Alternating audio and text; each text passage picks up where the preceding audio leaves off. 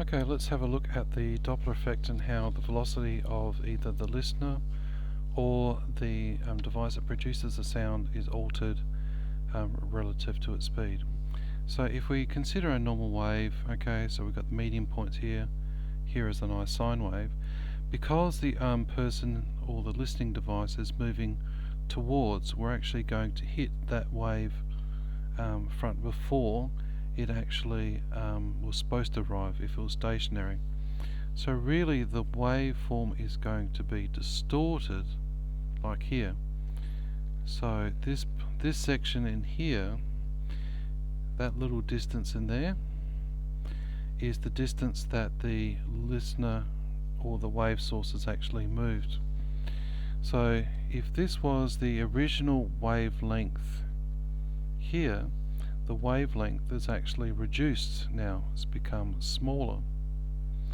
How much smaller? Well, let's look at an example to work it out. So let's say we're going to take a frequency that is equal to 100 Hertz. Now the average velocity for sound was going to just choose at 300 meters per second.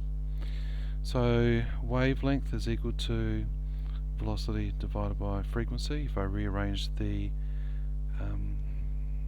wave equation, so that gives me 330 over 100, which then gives me 3.3 meters long. Now also the period of the wave is going to be the inverse of the frequency, which is the inverse of 100 Hertz, which is 0.01 seconds. Okay, we'll just close that off. Now in Australia, cars on the road are travelling at about 60 kilometres per hour, so if we have 60 kilometres per hour,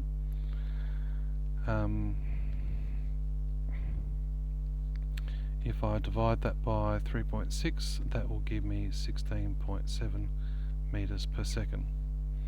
So whether the sound producer is travelling at 60 k's an hour or the person on the bike or car, etc., is travelling at 60 k's an hour, it doesn't matter, it's all relativistic. So the wave is going to last 1/100th of a second. So distance is equal to velocity times time. So during that time the distance will be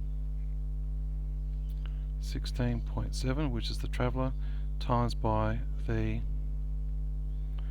period of the wave. So the displacement that would be covered by the observer would be 0.167 meters or 16.7 centimeters. So the new wavelength will be equal to the old wavelength, which was 3.3 meters, minus how fast the car actually achieved in that 1/100th of a second, and that is 3.133 meters. Now frequency is equal to wavelength.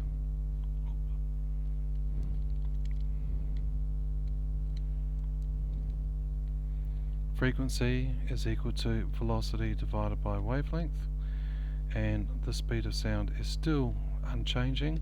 However, the wavelength has gotten shorter because you're actually moving towards it. So that then gives me a frequency of approximately 105 Hertz. So you can see how the frequency has shifted by 5, which makes sense, and it should have increased because you're moving towards, so the frequency becomes higher.